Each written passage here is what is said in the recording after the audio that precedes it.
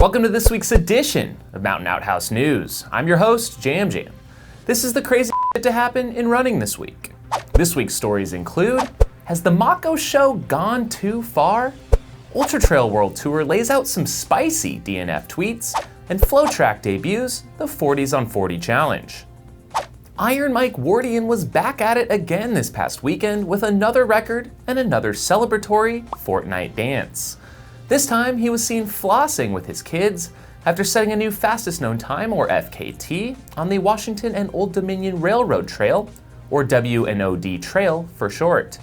This FKT has some history to it, as the full 45-mile route along the abandoned railway path was a low-key event called the Andiamo Run for approximately 16 years, up until 2011. If it was held beyond that, I couldn't find info on the VHTRC website. The route runs the length of that flat path between Purcellville and Arlington, Virginia. The best time recorded in the run was back in 1995 by Harvey Hall of North Carolina, who ran an impressive 5-hour, 29-minute time. I suppose since the event doesn't seem to be regularly held, it has now transcended into the realm of FKTs. Mike Wardian announced his intention on February 20th to go after the record, and succeeded just a few days later by running 5 hours, 6 minutes, and 10 seconds on February 23rd, apparently fitting it in amongst his kids' soccer games and swim meets. FloTrack is shaking things up with a new twist on the ever-popular booze and running beer mile challenge that has been enjoyed by countless a jogger over the years. The football-inspired Forties on 40 debuted on their YouTube channel this week, and it looks absolutely terrifying. What is Forties on the 40s, you may ask? It's simple. You run a 40-yard dash while drinking 40 ounces of malt liquor. Drinking 40 ounces of malt liquor from a brown paper bag as quickly as possible, and then sprinting the 40-yard dash is not my idea of a good time. And the projectile vomiting from Gordon proves it wasn't the best of times for him either. If you think this is something we should do here on this channel, like this video and comment below. God help us. We are just zipping right along through this year's Ultra Trail World Tour events. This past weekend brought the Transgrancanaria race, an 80-mile run across the Spanish island of Gran Canaria off the coast of Africa. On the ladies' side, American crusher Caitlin Gerben took the trip overseas to challenge last year's winner Magdalena Lachzak of Poland, as well as China's top women's star Miao Yao and Brazilian Fernanda Maciel. It was Yao out front early, but she dropped, which left Lachzak to barely fend off Caitlin to win for the second straight year in 1622. Gerben was second in 1635. On the men's side, the big American headliner was Hayden Hawks, sporting his new Ultras, and co-leading the race with two-time winner Pau Capel through the 40K mark. Hayden ended up dropping due to hypernatremia, or consuming too much sodium and electrolytes during the race. Yes, people, you can eat too much salt out there. Take a chill pill every once in a while to break up those salt pills. This left the door wide open for Capel, who accelerated to his third straight win here in 12:42. Pablo Villa, also of Spain, was second in 13:31.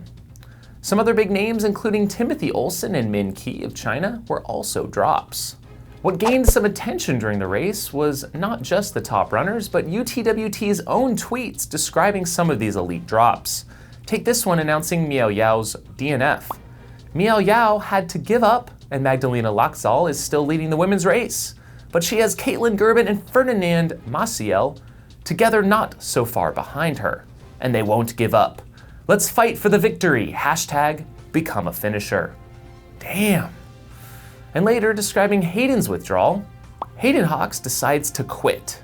Congrats anyway, Hayden, and thank you for the great show. Hashtag become a finisher. Absolutely brilliant and brutal at the same time. We next head to the Beast Coast for the Mount Mitchell 40-miler in North Carolina. This one goes up to the highest peak east of the Mississippi and always brings out some stiff competition. In this 22nd edition of the race, Luke Paulson won in 4:29 over Michael Owen in 4:37. For the ladies, it was Amanda Morris who defeated defending champ Eliza Lapierre in 5:27, compared to Eliza's 5:34. Belgium's Legends Trail is a unique race that seems to just keep getting longer each and every year. This edition is underway soon and features a 250-kilometer course with 7,000 meters of climb. The race is mostly self-supported with only 4 checkpoints the entire race. We'll tune in next week to see how everyone is faring. A small follow-up to last week's Fast 100 in Hong Kong, viewer Corey Lewandowski shared some commentary that unfortunately these types of permit issues in Asia are more commonplace than not. In Taiwan, for example, a company called Charming Trail attempted to stage a race in Yangmingshan National Park, which, spoiler alert, does not permit trail running events. The national park threatened to arrest registered participants if they showed up on race day, so Charming attempted to move the venue, but ended up canceling outright, offering to transfer entry fees to the next edition, which there never was one. Oopsies. Another race had failed to obtain permission to run through a farmer's property, and after the lead runners trampled some of his precious crops, police showed up and forced the rest of the field to go home. Can you imagine? Wow. In his most recent episode of The Mocko Show, chronicling his second place finish at the 2019 Black Canyon 100K, Chris Mocko included a scene where his father wipes his ass on camera. A bit of penance for his finish line kerfuffle. He did make it up to me immediately following the race. I was a little bit messy down in the nether regions after a couple of trailside emergencies. If there's any way for a father to demonstrate his love for his son, it is cleaning his 32-year-old son's butt in a very public parking lot. Happy birthday! Happy 70th birthday! Mocko Show! Mocko Show! Dad, I love you. Happy birthday. Has the Mocko Show gone too far? Should he rename his show Between Two Cheeks? Stay tuned for more next week. Some interesting FKT news out of New Zealand. It was recently uncovered that an FKT attempt by Perry Newburn to break a 4-decade-old record for running across the country was a fraud. Back in 1975, Siggy Bauer ran the length of New Zealand in 18 days and 9 hours, and the record stands today.